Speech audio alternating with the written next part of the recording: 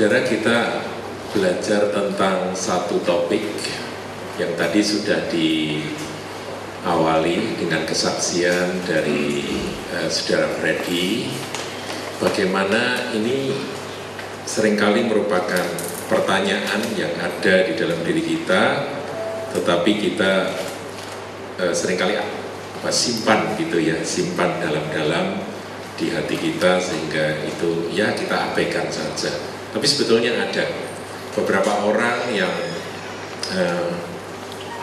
cukup eksplosif gitu ya, yang sifatnya introvert. Mereka sering bertanya-tanya akan hal yang ada dalam hati mereka. Ulangan 32 ayat yang keempat, saudara, itu adalah sebuah ayat firman yang boleh jadi pegangan buat kita. Dikatakan gunung batu yang pekerjaannya sempurna karena segala jalannya adil, Allah yang setia dengan tiada kecurangan, adil dan benar Dia.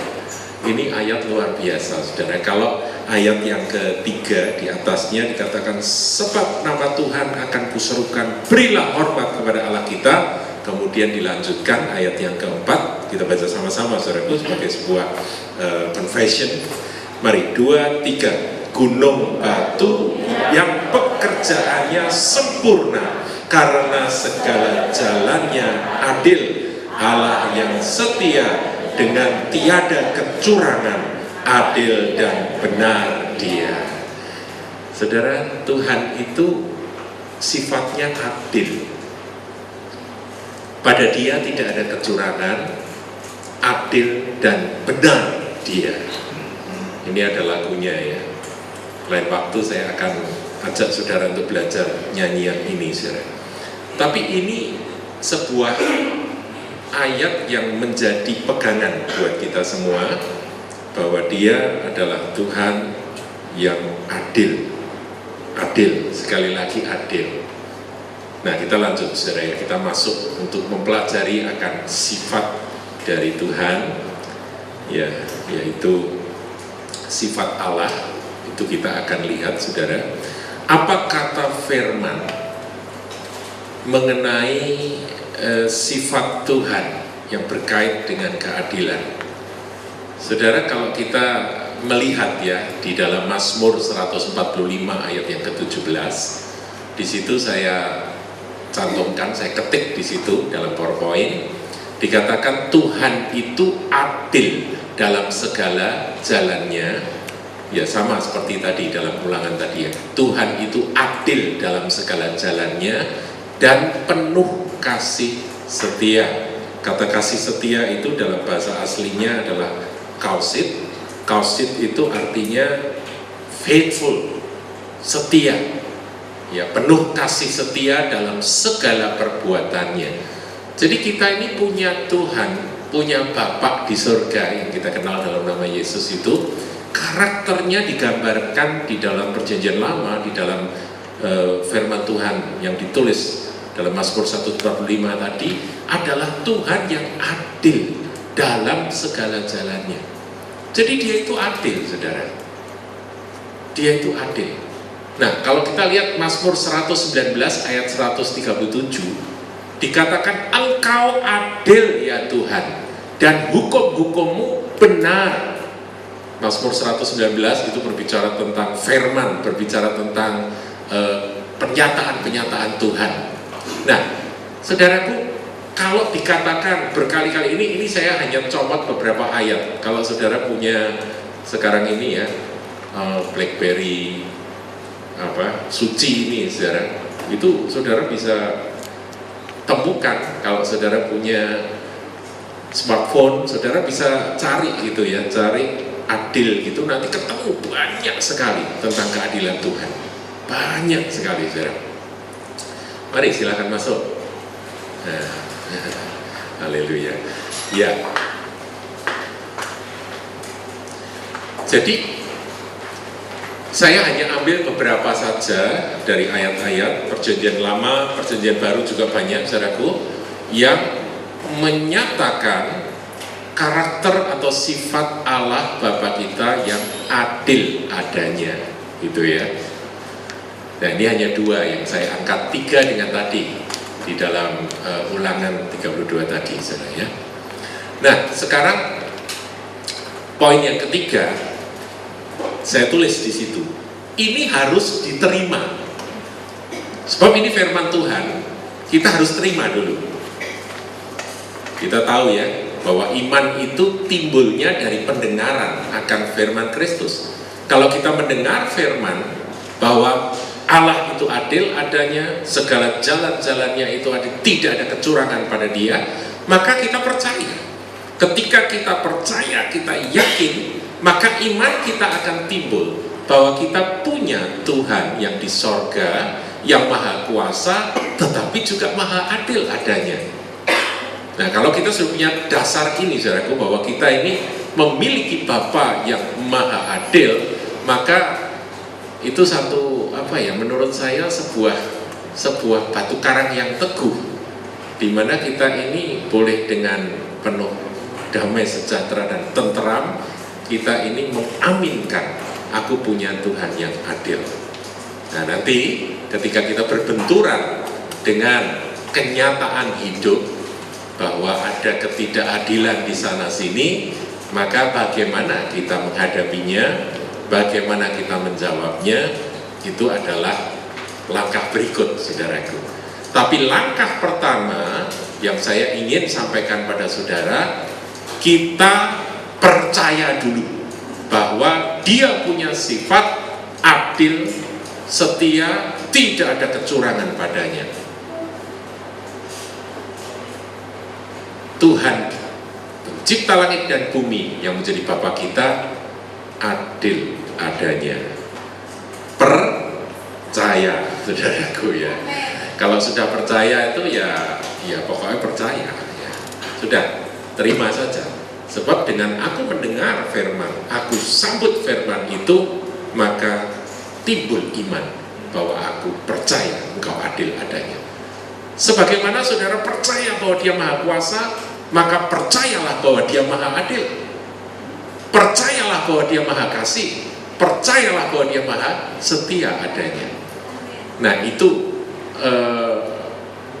merenungkan firman, menerima firman mengenai karakter Allah kita, mengenai sifat dari Bapa kita yang penuh dengan kasih, penuh dengan kebaikan, penuh dengan penuh dengan keadilan, itu harus kita renungkan, masuk dalam hati kita, relung hati kita ke dalam, dan menimbulkan percaya, iman, keyakinan. Ini dasarnya, saudara, dasarnya. Iman timbul dari pendengaran akan firman Kristus. Nah, setelah itu baru kita teliti mengapa ada ketidakadilan di sana sini, ya kan? Nah, kalau saudara bertanya, mengapa ada ketidakadilan? Ketidakadilan itu ada karena adanya dosa, saudara. Di dunia ini, di bumi ini, meskipun ada Bapa yang maha adil, tapi karena bumi ini sudah jatuh ke dalam dosa, manusia-manusia sudah jatuh ke dalam dosa, maka ketidakadilan itu ada. Ada kejahatan, ada sakit penyakit, ada perang, ada kekejaman, ada penindasan yang terjadi di atas muka bumi. Itu semua karena dosa. Pada mulanya ketika Tuhan menciptakan langit dan bumi, kemudian Tuhan menciptakan manusia pertama, yaitu Adam dan Hawa, Tuhan menempatkan akan anak-anaknya ini di Taman Eden.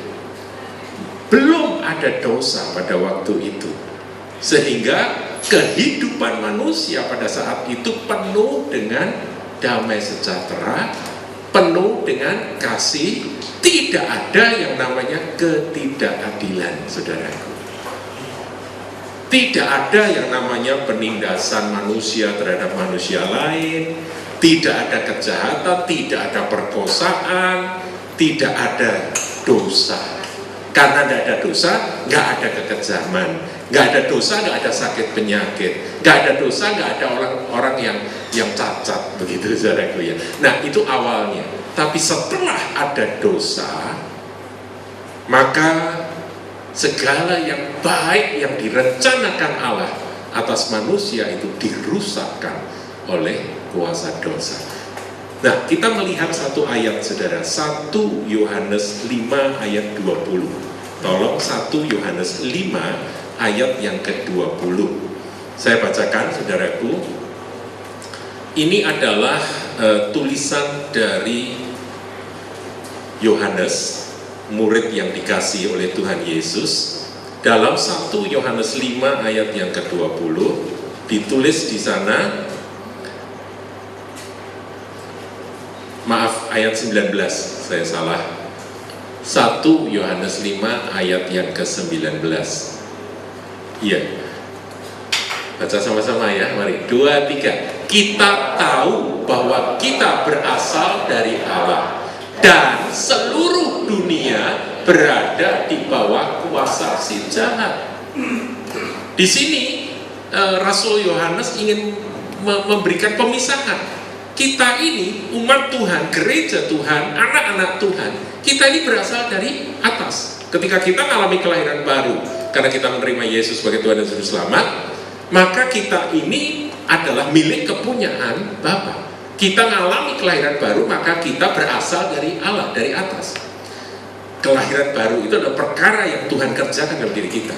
Nah, tetapi saudara, di samping itu dia menyatakan akal kebenaran itu, di samping itu Yohanes juga menyatakan bahwa seluruh dunia berada di bawah kuasa si jahat. Jadi seluruh dunia itu di bawah kekuasaan si jahat. Nah kalau si jahat atau iblis itu berkuasa atas seluruh dunia, apa yang terjadi di dunia itu? Saya bisa bayangkan. Salah satu yang jadi topik kita adalah ketidakadilan, itu pasti ada. Nah, ketidakadilan itu saya bagi saudaraku ya, ketidakadilan yang terjadi dalam peristiwa-peristiwa di dunia atau di bumi ini. Tapi dasarnya kita tahu bahwa karena seluruh dunia berada di bawah kuasa si jahat, maka kalau ada ketidakadilan, kalau ada penindasan, kalau ada kekejaman, kalau ada kejahatan, kalau kebenaran dibengkokkan, kalau ada fitnah di mana orang benar dipersalahkan, orang salah dibenarkan, nggak adil kan? Saudara jangan heran, karena memang seluruh dunia berada di bawah kuasa si jahat. Tapi jangan kecil hati, saudaraku. Jangan kecil hati. Kita gereja Tuhan, agen kerajaan Allah. Kita ini agen kerajaan Allah. Jadi kita punya otoritas. Kalau kita berdoa, maka kita akan memerintah bersama-sama dengan Tuhan atas seluruh muka bumi. Bahkan ketika ada raja-raja, ini kan hari-hari ini kan kita baru mengamati toh bahwa nanti ada pilpres, sekarang ada nanti head to head antara sama Prabowo dan Jokowi dengan kelompok masing-masing. Kita tahu ini Tuhan, Engkau harus tetapkan orang yang takut akan Engkau, orang yang benar, kan begitu. Kita kan takut saudara kalau yang diangkat, yang naik tahta di Indonesia ini, naik jadi presiden di Indonesia ini adalah orang yang di bawah kuasa si jahat kan, dikuasai si jahat. Saudara jangan kecil hati, jangan kecil hati. Kita punya otoritas. Dan saudara menerima renungan Suara Gembala hari ini, saudara membaca bahwa hati raja-raja itu seperti batang air yang ada di tangan Tuhan. Tuhan mau mengarahkan kemana, itu bisa kalau umatnya berdoa. Jadi meskipun sifat dari raja yang berkuasa itu lalim, tapi ketika kita berdoa dia bisa dirubah oleh Tuhan. Dia bisa dirubah hatinya oleh Tuhan. Jadi kita tidak perlu terlalu kecil hati, saudaraku. Namun bicara tentang ketidakadilan itu adalah hal yang memang ada di atas muka bumi, nggak usah dipertanyakan. Nah pertanyaannya kan begini, loh kan ada Tuhan, kan ada Allah yang maha kuasa, mengapa dia membiarkan adanya ketidakadilan. Kan itu pertanyaan, mengapa Tuhan membiarkan orang benar dipersalahkan, orang salah dibenarkan, kan begitu, ketidakadilan. Ini dalam peristiwa-peristiwa. Kita belum menginjak masuk pada mempertanyakan keadilan Allah tentang hal-hal yang seperti diiklankan kemarin, yaitu mengapa kok aku lahir cacat dan tidak cantik dan sebagainya. Itu nanti, saudara. Ini dulu.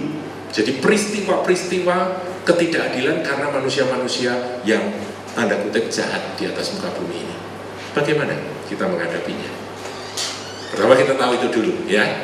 Itu dulu. Kita tahu bahwa karena ada kuasa dosa, sehingga si jahat itu berkuasa atas seluruh dunia. Tetapi kita berasal dari Allah, jadi kita sebetulnya tidak usah terlalu takut, saudaraku ya. Nah, kita lihat lebih lanjut. Nah, lanjutnya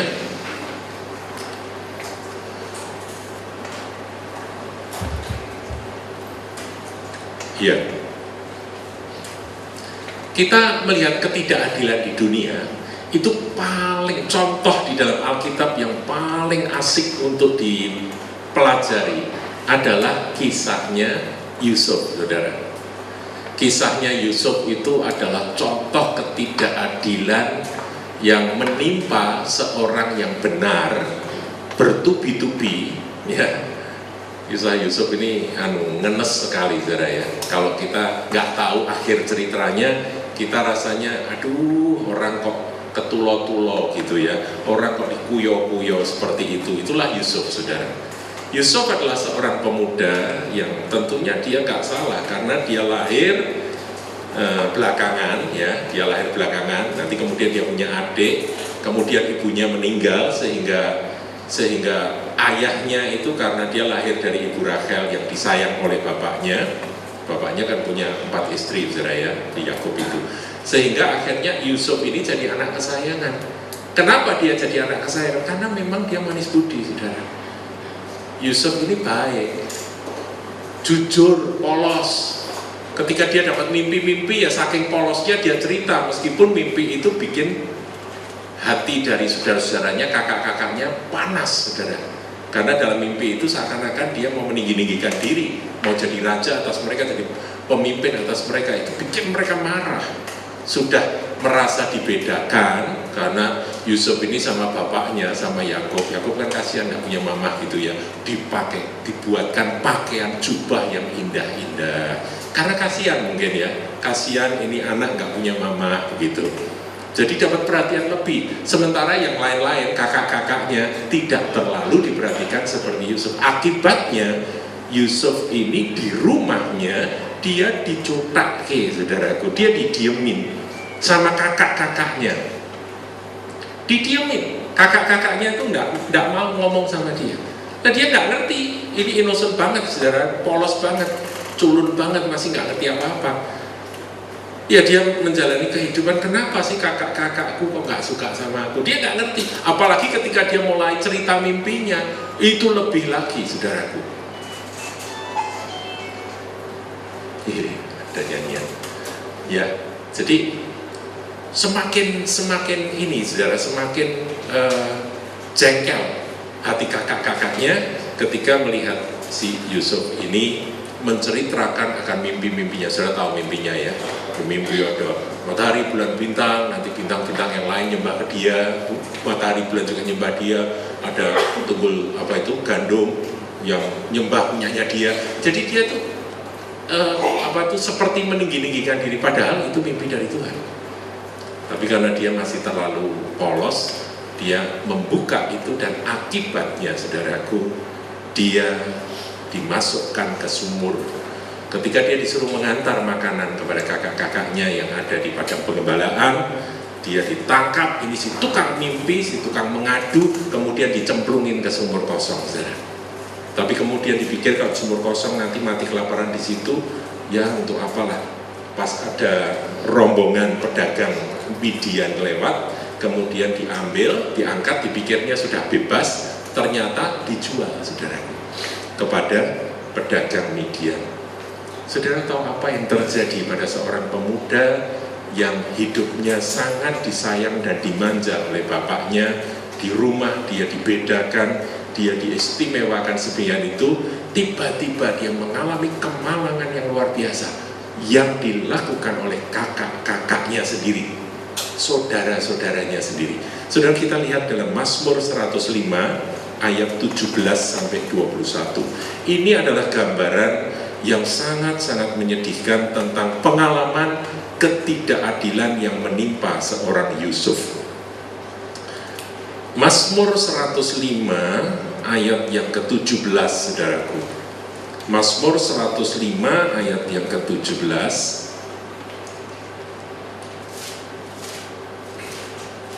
Ya, pemazmur menceritakan tentang riwayat Yusuf dengan dengan cara yang berbeda. Mulai ayat yang ke-16 ya. Ketika ia mendatangkan kelaparan ke atas negeri itu dan menghancurkan seluruh persediaan makanan, diutusnyalah seorang mendahului mereka. Jadi Tuhan itu merencanakan pengutusan. Yusuf yang dijual menjadi apa, saudara? Budak. Budak itu beda dengan pegawai, saudara. Budak itu benar-benar kayak binatang peliharaan. Kalau sudah dibeli ya sudah, mau disembelih, mau diapakan itu hak dari majikannya. Dia dijual sebagai budak. Ayat 18 ini gambaran. Mereka mengimpit kakinya dengan belenggu. Lehernya masuk ke dalam besi. Saudaraku, nggak ada kebebasan. Sebagai seorang budak, itu lehernya itu dimasukkan besi, saudara, diklem besi, kakinya dibelenggu dengan besi juga, rantai. Jadi bayangkan penderitaan apa yang dialami oleh Yusuf. Jadi Yusuf pada waktu itu kalau dia bertanya kepada Tuhan, kan dia sudah diajari oleh Yakub tentang Allah dari Abraham, Ishak, kakek-kakeknya, nenek moyangnya, Allah Abraham, Allah Ishak, Allah Yakub.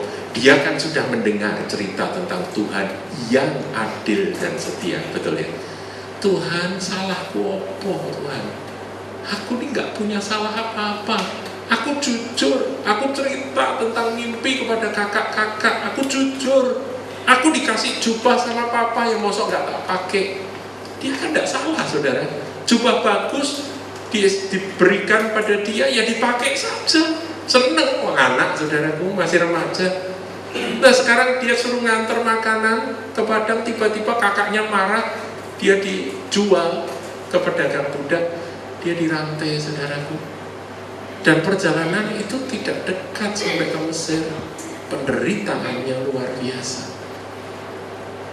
Tapi dia adalah seorang yang percaya kepada keadilan Allah. Makanya tadi saya mengawali, kalau Anda percaya pada keadilan Tuhan, jalani akan kesusahan apapun, engkau tetap percaya dan pegang firman-Nya, engkau akan lihat bagaimana penyertaannya, bagaimana rencananya atas hidup saudara, ya dan amin. Bagus sekali tadi Freddy cerita tentang riwayat hidupnya. Ketika dia ketemu dengan Tuhan, terjadi akan lengan yang tidak kelihatan yang memimpin, menerobos akan segala kesulitan, kesukaran, bahkan menjawab setiap pertanyaan. Why? Mengapa aku begini? Yaitu dengan suatu semangat untuk menyelesaikan atau mengatasi masalah. Agak sedikit berbeda. Nanti kalau cerita seperti pertanyaan atau pergumulan Freddy yang masih remaja dulu, masih kecil, jual koran dan sebagainya. Mengapa kok aku miskin? Kenapa teman saya bisa minum jus jus jeruk begitu? Kok aku tidak bisa? Minumku cuma air saja. Padahal kita kan sama-sama manusia kan begitu ya, sama-sama anak remaja. Itu pertanyaan. Ini agak berbeda. Itu termasuk hal-hal yang bisa dirubah. Tapi ada hal-hal yang rasanya memang dia harus lalui tanpa dia berdaya apa-apa. Yusuf, ketika dia dibelenggu, dia tidak berdaya apa-apa. Dia tidak bisa berontak. Kalau dia berontak malah cambuk yang dia harus terima. Jadi dia harus merelakan diri untuk menuruti apapun juga dari majikannya mau. Majikannya mau dia gitu, dia gitu. Majikannya mau dia gini, dia gini. Di pasar budak, dia diam. Dia diam, tapi hatinya tetap percaya. Jadi mungkin kalau nyanyian zaman sekarang, hatiku percaya, itu ada menjadi nyanyian dari Yusuf. Percaya apa kamu sebagai budak belian? Rumahmu jauh di sana. Ini sekarang di Mesir. Kamu di negeri asing. Kamu orang Ibrani. Kamu mau apa? Ini Tuhan atur, saudaraku. Ada seorang pejabat lihat tertarik, dibelilah budak ini. Seperti beli anjing itu, saudaraku. Saudara kalau beli ke toko pet itu, saudara seperti beli. Dan itu jadi milikmu. Hak ada padamu. Sampai di rumah, majikannya sayang sama dia. Dia diberi kepercayaan, kerja bagus. Saudara, Yusuf itu tidak pernah kerja. Dia anak yang dimanja. Tapi dia mengikuti akan apa yang Tuhan memang izinkan itu terjadi dan harus dia lalui. Dia mengikuti semuanya itu. Apakah dia mempertanyakan keadilan Tuhan? Mungkin muncul, tapi takutnya akan Allah membuat dia berpengharapan.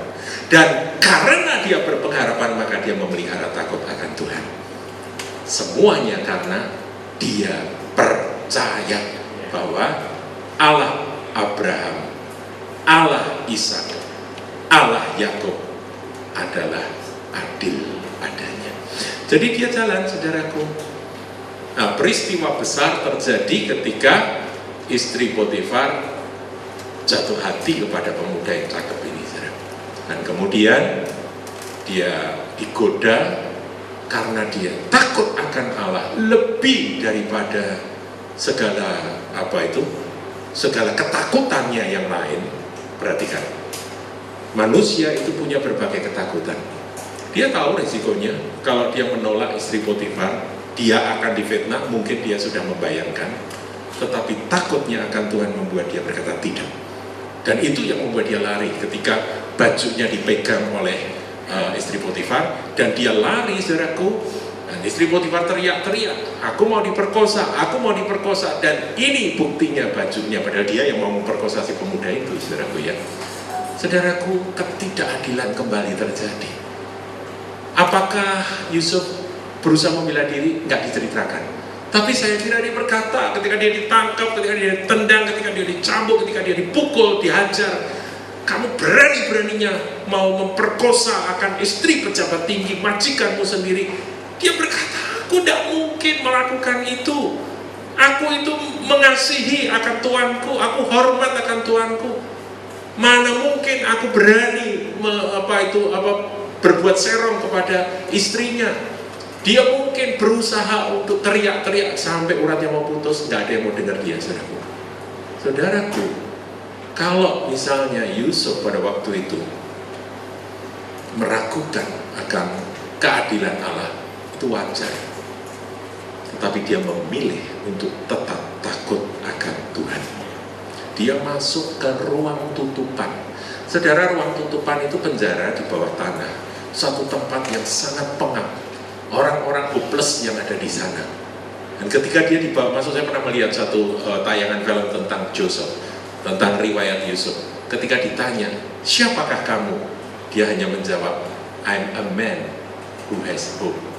Waduh, itu bagus. Nggak ada dalam Alkitab, saudaraku. Tapi saya membayangkan bahwa mungkin itulah yang diucapkan. Ketika dia masuk ke liang tutupan itu, dia berkata, I'm a man who has hope. Aku adalah orang yang punya pengharapan. Dia masuk ke sana, Tuhan menyertai, itu firman. Sehingga dia menjadi kesayangan kepala penjara. Sehingga semua urusan narapidana diserahkan ke dia. Tuhan sedang mengadakan training, Tuhan sedang mengadakan pelatihan. Dia belum tahu, dia nggak ngerti, tapi sedikit banyak dia mulai mengkaitkan. Tuhan, apa hubungannya? Aku sekarang di dalam penjara, aku diberi kuasa oleh kepala penjara untuk ngatur semua narapidana. Apa hubungannya dengan mimpiku ketika aku masih di rumah bapakku? Apa hubungannya? Ya mulai mencari connectionnya, saudara, mulai mencari ya kan, hubungannya apa? Dan benar, akhirnya saudara tahu riwayat berikutnya. Di penjara itu dia ketemu juru minuman raja Firaun dan juga juru rotinya raja yang dituduh akan meracun raja. Kemudian ternyata dia dapat mimpi, dan mereka dapat mimpi, dan Yusuf menafsirkan mimpi itu dengan ilham roh, dengan hikmat yang dari Tuhan, dan ternyata benar. Dia pesan-pesan sama juru minuman, dia berkata, nanti kalau kamu sudah dikembalikan posisimu jadi juru minuman raja, sudah dipulihkan, direhabilitasi, ya karena si tukang rotinya digantungkan, dibunuh, dihukum mati karena dia mau bersalah. Ini kan tidak salah, ini yang tidak bersalah ini akhirnya akan dipulihkan sesuai dengan nubuatan yang disampaikan atau penelaah dari mimpi mereka, yang penafsiran dari mimpi mereka yang disampaikan oleh Yusuf. Nah, ketika itu saudaraku, Yusuf pesan-pesan, nanti tolong ya, ingat aku. 2 tahun tidak ingat saudaraku. 2 tahun dia tetap di liang tutupan. Tapi disitulah Bapa yang Maha Adil melatih dia, sehingga nanti kelak ketika dia naik tahta sebagai mangku bumi, sebagai raja muda di seluruh Mesir, dia punya pengalaman ngatur duitnya Potifar, pengalaman ngatur orang-orang ruwet di liang tutupan atau di penjara. Dia sudah ngerti semua, saudaraku. Sak ruwet-ruwetnya model manusia, sak aneh-anehnya model manusia dia tahu. Cara ngatur keuangan dia sudah belajar, pembukuan dia belajar mungkin, saudaraku ya. Selama dia berada di rumah Potifar, Tuhan atur semuanya. Baru akhirnya dia berkata dalam Kejadian 50 ayat 20. Kita lihat saudaraku, Kejadian 50 ayat yang ke-20. Ini akhir cerita setelah dia jadi raja muda, kemudian kakak-kakaknya akhirnya datang ke Mesir, dan ada berbagai kisah dramatis di sana ya. Kemudian sampai akhirnya bapaknya ketemu, bapaknya diboyong ke Mesir, si Yakub yang sudah tua itu diboyong ke Mesir, dan kemudian Yusuf ini sempat menungguin sampai bapaknya meninggal. Setelah bapaknya meninggal, saudara-saudaranya yang merasa bersalah ketakutan luar biasa. Pasti dia balas dendam. Sekarang bapak yang menjadi pelindung kita sudah meninggal. Pasti sekarang waktunya pembalasan dendam bagi kita yang pernah berbuat jahat. Jeblosin dia ke sumur, kemudian jual ke orang Midian jadi budak belian, dihimpit leher dan kakinya dibelenggu. Saudaraku, ngeri sekali. Ketakutanlah mereka. Jadi mereka menyimpan ketakutan itu lama loh, saudaraku, di tanah Mesir. Saudara-saudara dari saudara-saudara dari Yusuf. Tapi Yusuf berkata seperti ini. Baca sama-sama, saudaraku ya. 2, 3. Memang kamu telah mereka-rekakan yang jahat terhadap aku, tetapi Allah, maaf, tetapi Allah yang adil. Ngerti ya saudaraku ya? Allah yang adil, ayo lanjutkan, telah mereka-rekakannya untuk kebaikan, dengan maksud melakukan seperti yang terjadi sekarang ini, yakni memelihara hidup suatu bangsa yang besar. Saudara, kalau saudara tangkap satu ayat ini saja, yang saudara tangkap apa? Pertama, keyakinan dari Yusuf yang menjalani akan kehidupan yang begitu menderita, melewati akan masa-masa yang begitu sulit, yang kalau dia nggak tabah dan nggak teguh karena beriman, dia pasti akan goyah. Dia pasti akan mempertanyakan akan keadilan Bapa di surga, ya kan? Nah, tapi dia terus bertahan, melewati itu semua, dan akhirnya kesimpulannya adalah Tuhan yang Maha Adil, karena aku tetap berpengharapan kepada Dia dan aku percaya pada keadilannya dan aku takut akan Dia, aku berpegang pada peraturan dan hukum-hukumnya, aku mengutamakan takut akan Tuhan lebih daripada apapun juga. Saudara, orang itu kalau putus asa, sedikit menyimpang ya, seperti Yusuf, orang itu kalau putus asa itu mudah sekali berbuat dosa. Ya kan? Daripada aku menderita, ya sudahlah, menggila saja, kan begitu kan? Daripada nggak ada harapan, orang kalau tidak berpengharapan mudah sekali berbuat dosa. Apa yang aku harapkan? Baik pengharapan sementara maupun pengharapan kekal, kalau nggak ada, saudaraku, orang akan mudah sekali untuk, maaf kata istilahnya, ngedan, saudara. Mudah sekali. Nah, saya membayangkan Yusuf ini sangat mudah sekali dia mau jadi selingkuhannya Tante Potifar, ya kan? Bisa saja dia jadi simpenannya istri Potifar. Dia menikmati kesenangan daging, tapi dia nggak mau, saudaraku. Pengharapannya kepada Tuhan, karena dia takut akan Allah. Karena apa? Karena dia tahu bahwa Bapa yang adil, Tuhan yang adil, Allah yang Maha Adil memonitor aku, melihat aku, dan Dia terus bekerja melalui semua yang aku lewati.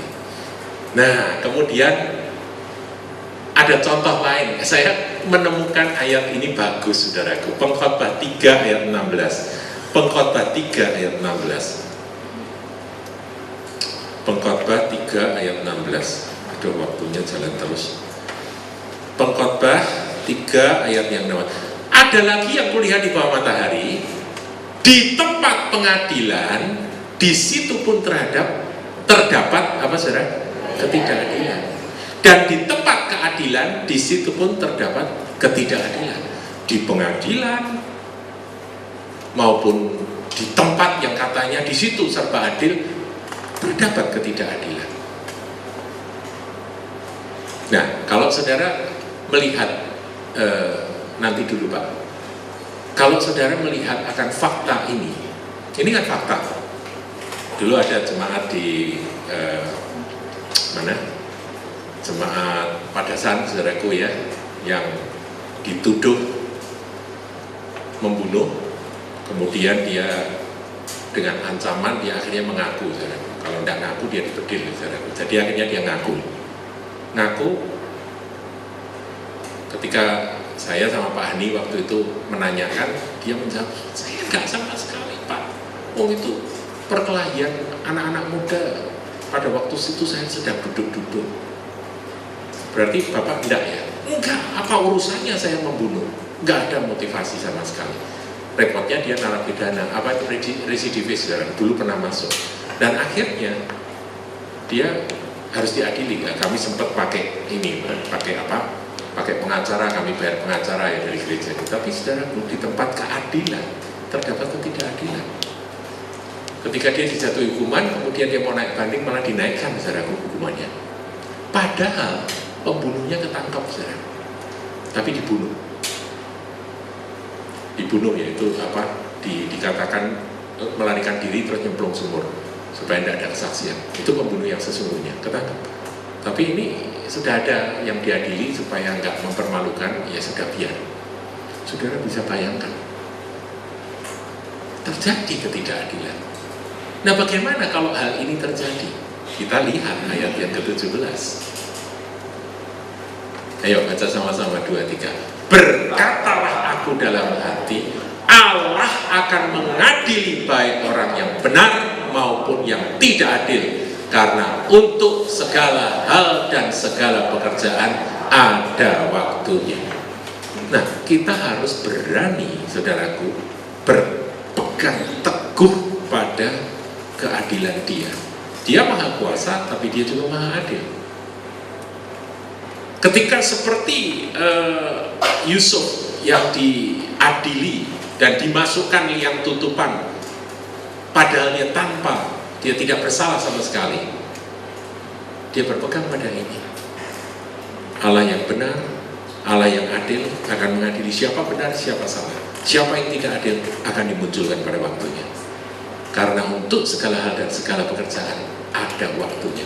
Jadi selain kita percaya akan keadilan Tuhan, selain kita menjaga tetap berpengharapan dan takut akan Tuhan, ketika kita diperhadapkan pada peristiwa-peristiwa ketidakadilan di atas muka bumi, kita pegang, saudaraku, akan keyakinan bahwa Dia punya waktu. Itu pula yang ada pada Yusuf, sehingga Yusuf bertahan. Dia melewati akan masa-masa yang panjang. 2 tahun dia nunggu si juru minuman itu tiba-tiba ingat. Tuhan yang membuat dia ingat.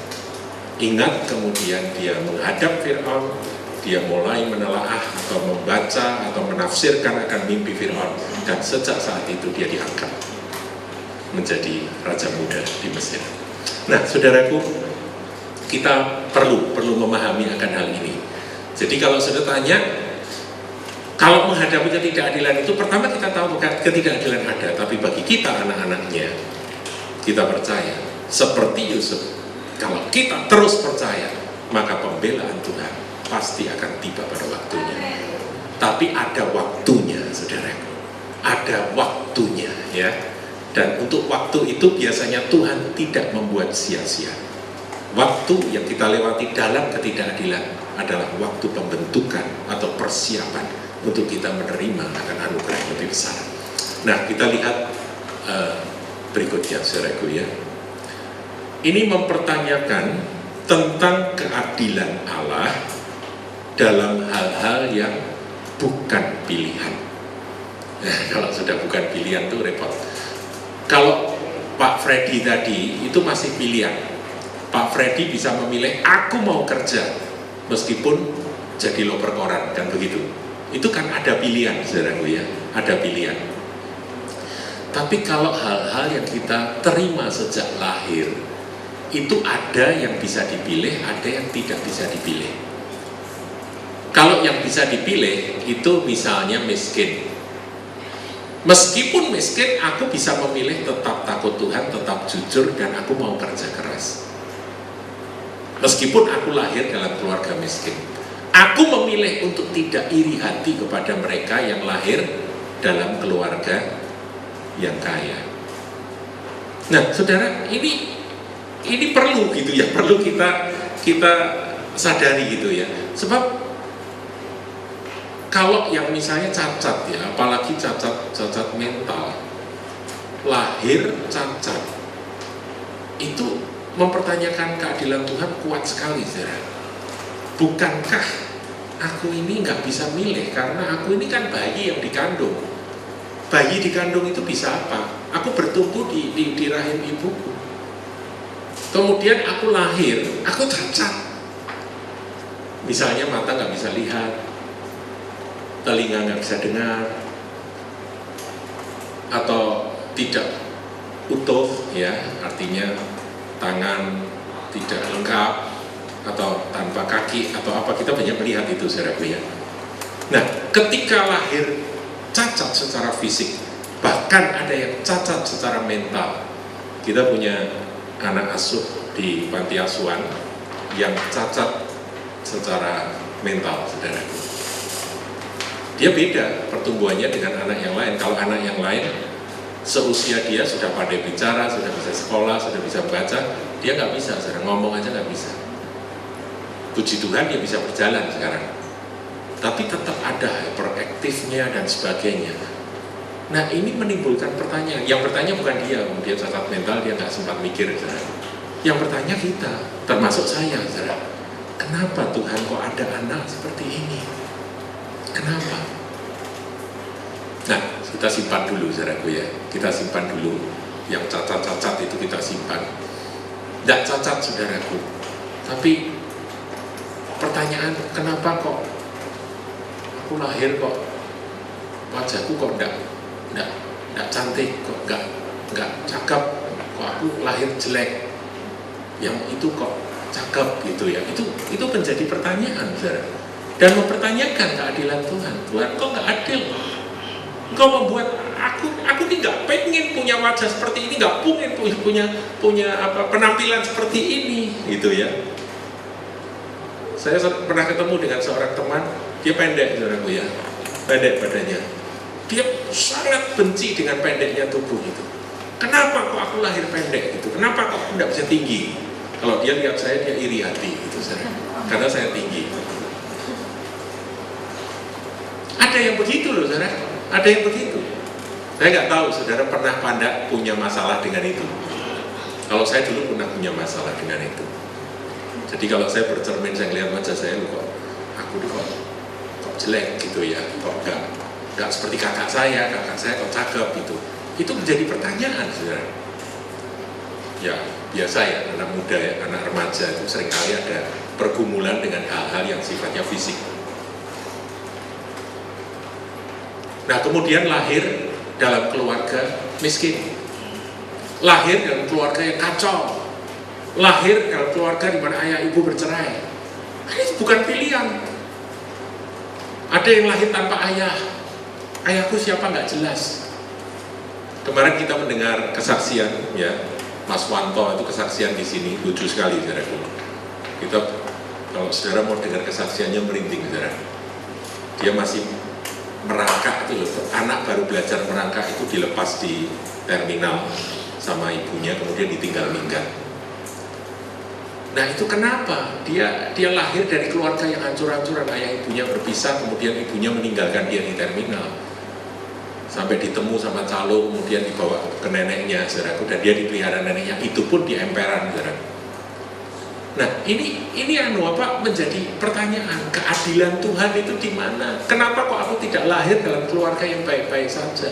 Kenapa di situ ada anak yang lahir dalam keluarga yang bahagia, yang gak kekurangan apa-apa? Saudara, saya mau kasih tahu, sawang sinawang itu selalu ada, ya saudaraku ya, selalu ada. Tetapi kita mau jawaban secara firman Tuhan. Satu, kalau hal itu bisa kita ubah, marilah kita mengubahnya. Jadi segala sesuatu yang bisa mengubah sesuatu yang kurang baik yang ada pada kita punya kemampuan, kita punya cara untuk bisa mengubah nasib, termasuk mengubah penampilan, saudaraku ya. Ya, saya kadang-kadang saya berpikir ini kok jadi tren di Korea itu, trennya gadis-gadis yang kurang cantik langsung disulap jadi cantik, saudaraku ya. Jadi katanya gadis umur berapa, kalau sudah umur 17, kalau dia anaknya orang kaya, orang tuanya itu memberikan pilihan, kamu minta kado apa? Operasi plastik gitu ya. Anak itu katanya demikian, saudara. Nah, ini zaman modern, dan mereka setelah dioperasi plastik berubah wajahnya. Nanti punya anak jelek, suaminya ngamuk, saudaraku ya. Dan itu terjadi, saudaraku. Lah kalau saudara tanya, loh Pak, operasi plastik itu boleh atau enggak? Saya bilang abstain, saya nggak mau memberi jawab. Kalau mereka suka itu silahkan. Tapi ada yang berkata, dan nanti kalau Tuhan yang menciptakan pangling gimana? Aku mau masuk surga, ini sopo toh? Ya, kita tahu, saudaraku ya, kita sebagai orang-orang yang sudah diselamatkan, kita tahu bahwa sebetulnya manusia kita itu bukan yang di luar ini. Yang di luar ini nanti peot, nanti tua, nanti mati, nanti terkorak, saudaraku. Tapi kita manusia itu yang di dalam ini. Itu yang lebih penting ya. Jadi kita harus memahami itu. Jadi sebetulnya kalau cuma tidak ganteng atau tidak cakep atau ya seperti pergumulannya Oceming gitu ya, rambutku kok semakin rontok, semakin habis, terus itu namanya PD, gitu. Betul, Oceming bagus, gambar dirinya PD. Ya, jadi kalau cuma yang begitu-begitu kita harus bisa menerima. Ya, kalau mau diperbaiki boleh-boleh saja. Tapi kalau Tuhan pangling saya nggak tanggung, saudaraku ya. Tapi saya pikir kalau sesuatu yang sifatnya memperbaiki yang rusak itu adalah oke. Ya, jadi oke. Sampai ada yang bilang, Pak, kalau seorang wanita mengalami kesulitan untuk punya anak, dia rindu punya anak, kemudian mereka berdua dengan suaminya, bayi tabung boleh nggak? Kenapa enggak? Saya bilang gitu. Kalau itu sama suaminya, mau dibantu pakai alat apa? Boleh saja. Asal itu benih suaminya loh ya, jangan benihnya orang lain gitu ya. Itu perzinahan namanya. Saya bilang kenapa? Karena itu adalah memperbaiki sesuatu yang salah, sesuatu yang kurang, sesuatu yang rusak atau yang kurang berfungsi. Jadi saya percaya bahwa manusia ini diberi pikiran yang luar biasa, kemampuan yang luar biasa, sehingga manusia ini kalau tidak asal jangan disalahgunakan, saudaraku ya. Ilmu pengetahuan yang ada, sains yang Tuhan berikan kemampuan sehingga kita bisa mengembangkan segala sesuatunya untuk kebaikan. Kenapa tidak, saudara?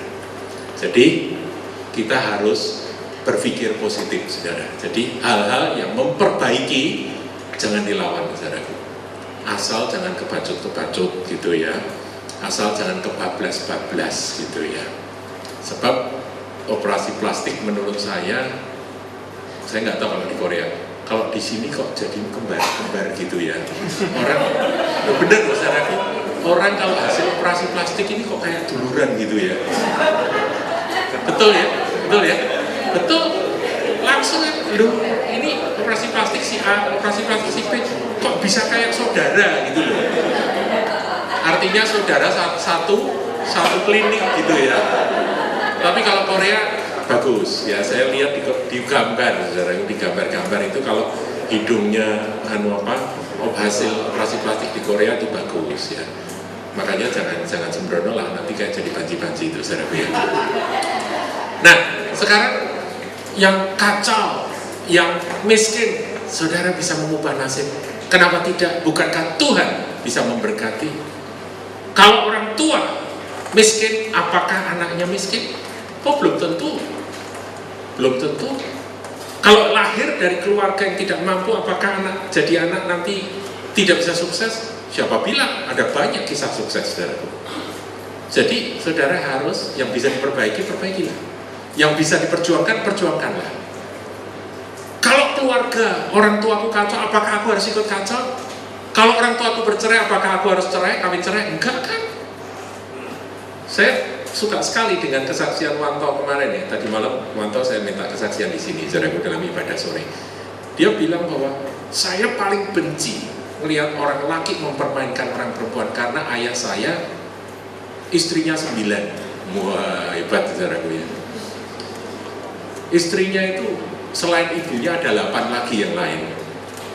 Nah, sehingga timbul satu tekad, aku tidak akan mempermainkan seorang wanita. Lah itu benar, saudaraku. Berarti kan tidak usah diikuti kan sesuatu yang kacau dari keluargamu. Keluargamu miskin, kau nggak perlu miskin. Kau bisa menjadi sukses kalau Tuhan memberkati, kalau Anda melakukan sesuai dengan cara Tuhan. Nah, dan sebagainya. Jadi kita ini kenal Tuhan Yesus untuk mengubah akan apa yang tidak baik menjadi lebih baik.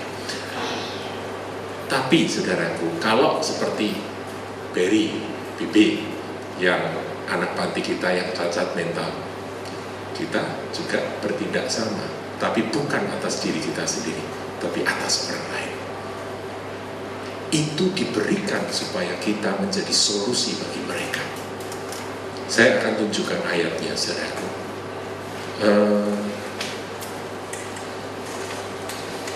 Yohanes 9. Ayat 1 sampai 4. Waktu Yesus sedang lewat, ia melihat seorang yang buta sejak lahirnya. Lahir buta, ya kan? Nah, murid bertanya-tanya. Murid-muridnya bertanya kepadanya, Rabi, siapakah yang berbuat dosa? Orang ini sendiri atau orang tuanya sehingga dia dilahirkan buta? Murid-murid sudah cukup ngerti, saudara, bahwa penyebab dari kecacatan, penyebab dari penderitaan yang dialami oleh manusia itu karena dosa. Sudah tahu. bahwa dosa itu menyebabkan macam-macam. Salah satunya adalah lahir cacat. Karena secara universal adanya dosa membuat manusia menderita. Kalau tidak ada dosa, manusia itu bahagia. Mereka sudah benar. Nah, mereka mau lebih detail. Ketika mereka mau lebih detail, mereka bertanya kepada Tuhan Yesus, siapakah yang berbuat dosa? Orang dia sendiri, masa di dalam kandungan terus dia berdosa, dia nendang-nendang perut ibunya, jahat sama ibunya begitu, kemudian bayi berdosa matanya dibutakan begitu, apa begitu? Kan enggak, oh saudara. Tapi Tuhan juga nggak mau dibawa ke polemik itu. Berarti orang tuanya yang berdosa. Kutuk yang menurun 4 turunan begitu ya. Itu pandangan, itu teologi, itu teori saudaraku, bahwa memang benar ada ayatnya di dalam Perjanjian Lama. Tetapi Tuhan nggak mau terjebak di dalam pertanyaan yang memakai kata tanya why. Why? Mengapa orang ini lahir cacat? Jawab Yesus, bukan dia dan bukan juga orang tuanya.